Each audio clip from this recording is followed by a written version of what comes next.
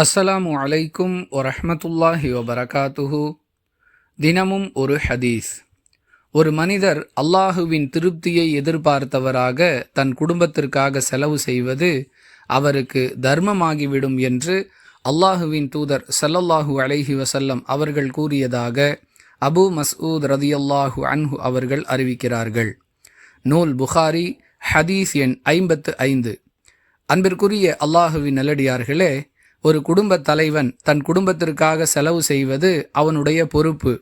இருப்பினும் அதை அவன் அல்லாஹுவின் திருப்தியை நோக்கமாக கொண்டு செய்தால் அவன் செய்த செலவு அவனுக்கு தர்மமாக மாறிவிடும், அதாவது தர்மம் செய்த நன்மை அவனுக்கு கிடைத்துவிடும் என்பது இந்த ஹதீஸ் நமக்கு சொல்லக்கூடிய பாடம். பொதுவாகவே எந்த ஒரு நற்செயலை செய்வதாக இருந்தாலும் அதை அல்லாஹுடைய திருப்திக்காக செய்ய வேண்டும் என்று இஸ்லாம் நமக்கு வழங்கி இருக்கக்கூடிய அறிவுரையை நினைவில் வைத்து செயல்பட்டால் நம்முடைய ஒவ்வொரு நற்செயலுக்கும் அல்லாஹுவிடத்தில் நாம் நிறைவான நன்மைகளை பெற்றுக்கொள்ள முடியும் என்பதில் சந்தேகமில்லை. புரிந்து நடந்து கொள்வோம். வாஹிரு தஅவானா அனில் ஹம்துலில்லாஹி ரப்பில் ஆலமீன். அஸ்ஸலாமு அலைக்கும் வரஹ்மத்துல்லாஹி வபரகாத்துஹு.